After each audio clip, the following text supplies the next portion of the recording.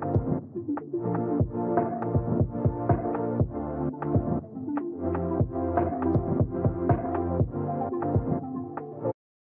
going on, everybody? You just turned into season 2, episode 17 of The Heavyweights. I'm EJ. I'm Big E. I'm Big Peter. And we have another guest, one of our first guests that we had on the podcast. Our guest also earned, just want to give some shout outs to him, second team all conference in the Southland Conference, as well as Dave Campbell's all Texas non FBS second team. And we just found out yesterday as well that he also earned a spot on Phil Steele's Southland all conference second team as well. So make some noise and welcome back, Nathaniel Wallace Dilling. Congratulations. Thank you. Thank you for having me again. Hey, thanks for joining and coming back on, man. Hey, our first guest, we got to bring you back for sure. Hey, Nathaniel, so like we said, congratulations, man. When you reflect on those honors, what went through your mind knowing your work was recognized, not just in conference, but across, the state of Texas and other areas? It means a lot. I worked hard for that, and I'm just glad to see that all the hard work that I've put in the past several years has been paying off and getting recognition for it. Yeah, definitely. And being in its first program, right? Like for UTRGV to get these type of honors and for you to be one of the first or the first, really, how does that feel? Oh, it's great. Yeah. Not even just for me, for my teammates and for the program. Like, it really shows just how good of a job the entire organization, UTRGV, how everybody's worked really hard to make this happen and did a good job recruiting good players, great coaches, just all the effort from administration and everything. It's all come to fruition. It's looking good. Yeah, definitely looking good, man. That's awesome. So when you look back at year one of UTRGV football, what stands out the most to you? Just how fast, again, everything came to fruition. I think like that was, we got picked last in our conference preseason, and to finish 9-3, best start for a startup Division I team. It's impressive, and it means a lot to be on that first ever team, and I'm thankful for it. Yeah, for sure, in the history books, the first team and the only team, right, to have that type of a record. So kudos to you guys. From the first practice to the final whistle, how much growth did you see in yourself and in the team? I would say a lot. When I first got there in the spring, I didn't really know what to expect, and I felt like spring ball was good. Everybody's working hard, but we still didn't have all the pieces that we ended up getting in the summer. Once we added them, everybody came together in the summer throughout fall camp and throughout the beginning of the season. I think everybody just really gelled well together, and kudos to the coaching staff for recruiting guys that could come together and work as a team. I think it's a big testament to everyone on the team that really like is a brotherhood. Like all the teams I've been on in the past, like we're cool and everything, but like I feel like this team really cared about each other. Yeah. No, I think we also hit it too in that first, podcast that we had with you. That growth, it happened quick. Mm-hmm. But I think too, like in y'all's situation, from that little, that little building or that situation you guys were in, and then going to the facilities that you guys have now. So kudos to you guys for sure. So obviously earning Southland All Conference is big, but also getting recognized by Dave Campbell's, which, I know it's something big here in Texas, especially not just for college athletes, but for high school athletes as well. Mhm. That's something that kids look up to and really look forward to every single year. Cause I know personally for myself and the guys, when we were in high school, just taking a look at, okay, where do they have us? Who's the newcomer? Who's this and that? It was big for us. So for you, it takes it to another level. What do you think separated your play this season, and how did you feel being honored by Dave Campbell? Yeah, no, it was a nice honor. I was driving up to Green Bay for Christmas, and my uncle had texted me while I was driving. I was getting my phone kind of blown up, and when we stopped, and I like checked it, and I was like, I didn't even know I didn't know about Dave Campbell's list till I saw that, and I was like, wow, this is impressive. Definitely honored to be on there. And I feel like, really just this season, I didn't have the same opportunity last year when I was at Connecticut to show what I could really do. I feel like the coaches really let me do my thing out there. They trusted me. They always trusted me that I was going to do my job, and they really just put faith in me that I was gonna do my thing. And it was really nice to have their trust. because I didn't have to worry about anything. I could just go out there and ball. And I definitely showed that this year. Yeah. Ball and go golfing, that's for sure. Mhm. Was there a moment this season where you felt like everything just started clicking for you guys? As a team, I think everything started clicking like first game, honestly. Like it was kind of nice to have that little tune-up game, even though score wasn't pretty for the other team, but it was pretty nice. I thought the team gelled instantly. For me, in my performance, I think Texas Wesleyan game stood out the most because I didn't get to punt the first game. It was such a blowout. I didn't even get to punt. And then I started to get into a groove over the next two games. And once Texas Wesleyan game hit, I think it was the fourth game, I was in my groove and just took off from then on, putting up good numbers every single week. So, Yep, for yeah, sure. What was the toughest challenge you faced this year, and how did you push through it? toughest challenge, I would say. I don't know, just the grind of the season. Like it's it's always been tough, but this being my first year, well, starting since junior college. Junior college was only it was a 10-game regular season, so it wasn't as long. But 12-game regular season that can get long, and I didn't have to deal with that the same pressures last year when I wasn't playing.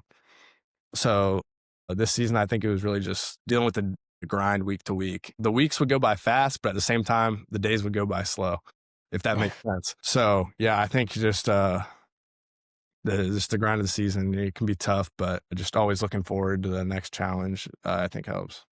Yeah. How motivating was it knowing you were helping build a program from scratch while also competing at a high level? It was very motivating. That's part of the reason I came to UTRGV, to be honest, to be a part of the history. That was a big thing. Like I said it in my little bio thing, you can read it. It's like why I came to UTRGV. I was like to build a program. I think it's really special. Yeah, I think everybody just did a good job buying in and really setting the tone for the future, and it's only up from here.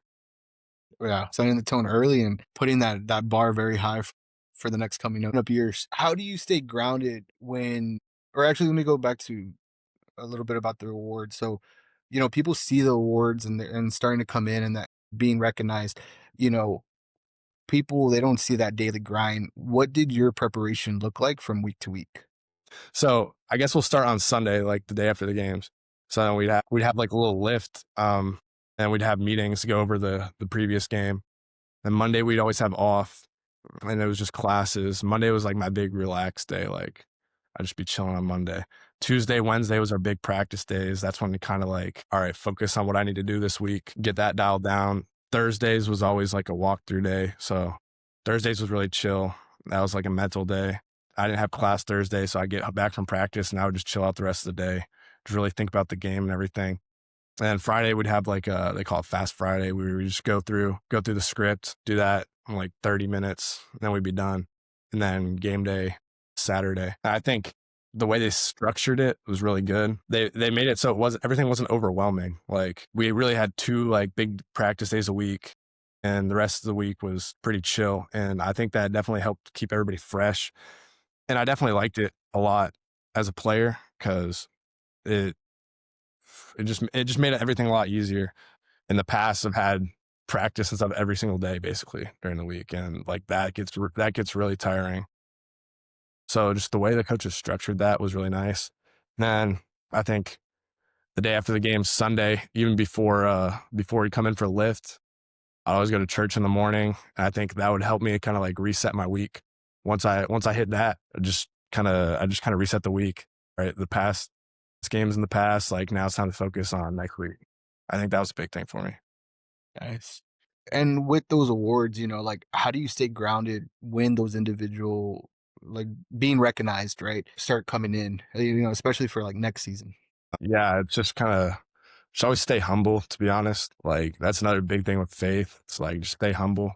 Um, like yeah, so it's nice to like post about it and everything, but like for the most part, like you won't really hear me talking about things like that. And I think that's just like it's nice to get the recognition, but it's not something I really need to talk about. Like it's in the back. People can see it, but I think just looking towards the future and not just focusing on things like that is a big thing.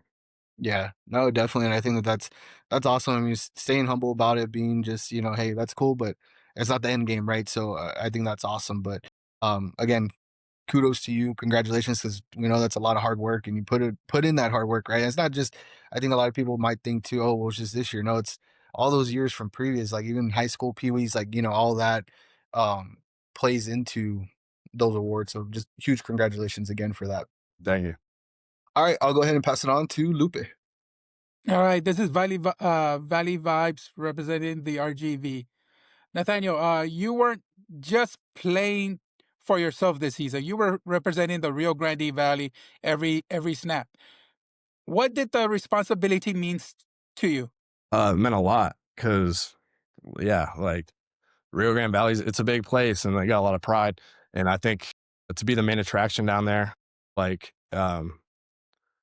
it's a good burden to have. It's like, all right, these people are looking up to us. Like, we got to show out. And yeah, no, it was definitely an honor to do that.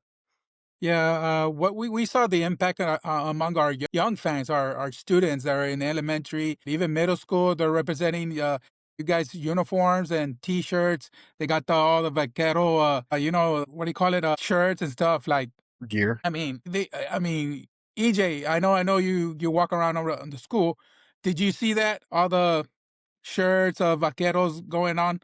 Yeah, and I think we've talked about it before where it used to be all these other colleges, and then once the football team, even though we've always had Pan Am, we always had UTRGV, football just brings everybody together, and Yeah, it's a Texas thing. So yeah, I definitely see a lot of support and just a lot of the Valley community just rallying for the Valley, like rallying for UTRGV and just having all the gear. It's awesome to see, and then also too in the schools because obviously we want all of yeah. our students to go to and through college. So yeah, it's really awesome. In our school, we had a lot of vaqueros. I think you guys beat Texas Longhorns in our school because we had a lot of RGV fan gear. Man, it was like Love it's it. so huge. We even put in the banner up there in the rack. We took down some of them because we represent all Texas, like Baylor. But I don't know, but it was pride that we put that one the RGV banner. That was pretty cool. A lot of kids love it. So you guys did a hell of a job in the first season.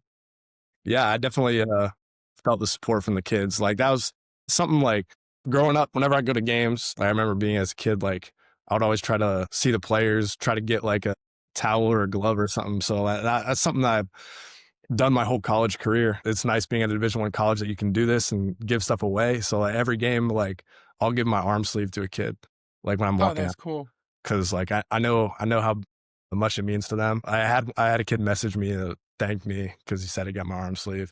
Like that means a lot That's because cool. I remember being in that kid's position. I still have stuff in my room from in the past when I was a kid going to camp. So Piggyback on that one, how did the Valley fan support impact you throughout the season? it was great. Like going out to eat or something, people would recognize us. Like we all felt the love. So I think it was huge, and it helps motivate everybody. Like that, it's a big motivating factor. And a lot of schools they don't have that, especially the ones that we're playing. So to have that, I think it's a huge advantage. Was there a home game where you really felt the RGV energy? Yeah, from the first one, literally like running The out the first first one. time. Yeah, like yeah, literally from the jump, felt it since.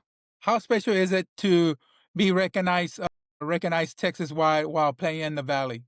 That's huge. It's like because people that are from the valley on our team that told me like people always just look down on the valley and stuff. So to really show out for the valley and like make it proud, I guess that's a big thing. And Yeah, I'm happy to help with that. yeah, you guys really make the Valley proud. Every single player, even the coaches, the student athletes, everything came together and it was big, man. The Mhm. season it was a sold out crowd every home game. What's something about the RGV community that stuck with you this season? Yeah, just piggyback on what I said. Just I think the genuine support, like can't say it enough. I guess I think it was just super nice. Like it all felt real. Like yeah, like some love can seem kind of fake, but it felt like every time I would talk to somebody, like it seemed really genuine. So that was nice. What's one thing about playing football in the RGV that people outside the area don't fully understand? how hot it is, probably. Yeah, that was tough. Like, I think It's something different. the summer was hard. It was nice that we did everything in the morning because, oh my goodness, like those afternoons when it'd be in the hundreds, It's a that killer. was it's rough. But Yes, it is, especially with it's kinda rough for the little ones, the oh, peewees and stuff, they practice around 6 o'clock, and it's torture out there, and they yeah. I guess they get used to it, and I guess they don't feel it anymore. But when the cold weather comes, we do feel it, that one. If you had to describe a Vaquero Nation in one phrase, what would it be? Passionate. Good word. Yeah, we are very passionate. All right, I'm gonna pass it out to EJ. All right, so I'm gonna just take over Feb's part here, and getting to know Vaquero. So kind of similar to what we did at the beginning of the season, but now obviously towards the end. Who was the first person um that you called after finding out about your different honors? I think it was my mom, probably. I'm not even 100% sure, but uh knowing me, that was definitely probably it. Nice. What song best represents this season for you and really for the team? Mm, Time I'm On by NBA Youngboy. Like, I have a specific like routine that I go through every home game, and that's the first song that I always play when I'm listening to music. Every time, that's the first song I listen to. So I would say that one. So here's the real question: next year or next season, is that going to be the first song again, or are you Probably. going to change it up? The routine works, so Why mess it up, right? yeah, yeah. For you all, who was the toughest opponent you guys faced this season?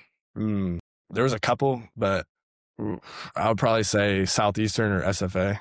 Uh, Southeastern. I think it definitely was kind of tough playing our three hardest opponents on the road as a new Yeah, program, but it was good learning experience for the team.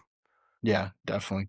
Wasn't too bad for me because I got to punt a lot in those games. Yeah. Yeah, But yeah, yeah, I think those were big learning experiences, and they definitely helped form our team better. gotcha. What was your favorite moment for this season? Probably the Lamar game when I pinned it on the 2, because like we were down that game. Offense unfortunately wasn't moving the ball at all, and like I knew I had to make a play there. We were up like around the 50-yard line, Mhm. and like we were in the huddle or whatever, and I literally told the guys, I was like, "Hey, y'all better be down there. Like, I'm putting it right down there." And ball sat right on the 2. We downed it, and then we forced a fumble the next play and scored. So I think that was probably my favorite moment of the year. Dude, the adrenaline rush that I get on some of those plays, like I can't even really describe it, but that was my favorite moment. That was it. That was it for you right there. Who's the hardest worker that you saw this season in the locker room? Mm, Probably Frank Medina. Um, he's a Valley guy, and like since I got there in the spring, like I noticed him from the get go during winter workouts last year. Like he was always very vocal. He was always working hard. Not the biggest guy. Um, like a lot of people probably wouldn't expect him to show the things he did, but he worked really hard and started the first 4 games of the season. That's a big testament to him and how hard a worker he is. Unfortunately, he recently got diagnosed with leukemia, so we're all praying for him. But he's a fighter, so I know he can get through it. Yeah, definitely. Shout out to him, man. Who was the biggest hype person on game day throughout the whole season? Yeah, there's a few. I'll probably say Tyler Day, who's my personal protector on punt. So yeah, he would always be playing some stuff in the locker room on a speaker, walking around the field pregame with a speaker. Like he's a character, but he's a good character. Yeah, you know what? I think you and a couple others they mentioned him a couple of times on the podcast. So, man, I wish they could get a camera on him just to see like what that routine or how he was on those game days. What part of your game took the biggest leap this year? I don't really know if I have a specific thing that really took a leap this year. I think I just grew in every aspect kind of. The past year, when I wasn't playing at Connecticut, I think it was good for me. I think I developed a lot that last year, and I think I just grew my game, I think, in every aspect. As the year went on, I think maybe confidence would be it. That's something I could say. I've never really been like an anxious person when I'm playing, but I think like week after week, I was putting up good numbers and I was just looking at it. I'm like, all right, I can do this. Like I had a little goal sheet at the beginning of the year. I wrote down a 42-yard average. That's what I was aiming for. Halfway through the season, I was like, all right, scratch this. So we're going to get to 43. And then towards the end of the year, I scratched that and I said, all right, 44. Yeah. Average 43.7, almost 44. So next year, shoot, I'll put down 44 again and then hopefully change it to 45. So But I say let's just put 45 right off the bat. That's awesome, man. What was your best off the field memory this season? probably hanging out with the guys in the hotel, like on away trips. That was pretty fun. The bus rides, like some of them were pretty long, but like they would always be fun. Like even when we're coming home, it's like 2 in the morning, driving back from SFA or something. Like we'd always be in the bus joking around and stuff. Shout out to Abe, who's been on the podcast. He'd be one of the guys that I'd be always talking to on the bus. Like those were always good conversations. And then just messing around with the other specialists and stuff in the hotel, that was always fun. Those road trips had to be memorable for sure. Yeah. If this season had a movie title, what would it be? That's a good question. I don't know. Maybe how about The Beginning? I think Okay, okay. that could be a nice little one. You know The what? beginning. Next season we're gonna have to ask you for the sequel. We're gonna ask you the sequel for that movie Yeah. title All right. of year two. So you got time to prep for that one. Last one here, last two. What's one lesson this season taught you about yourself? I would say um, just kind of trust yourself. Like that's always been something I've always been able to do. I think coming from junior college in the past, like that's something I've always had to have the utmost belief in myself and my abilities because some people didn't see it that way, but I've always had the belief in my abilities that I can do everything. And I think you just got to have that if you want to succeed in life, especially in football. You just trust yourself and like everything will come to fruition. If you work hard, you believe in yourself, like you can really do anything. So Definitely. And last one, what can the fans look forward to for next year? mm, I would say another great season. Like let's keep packing out the stadium.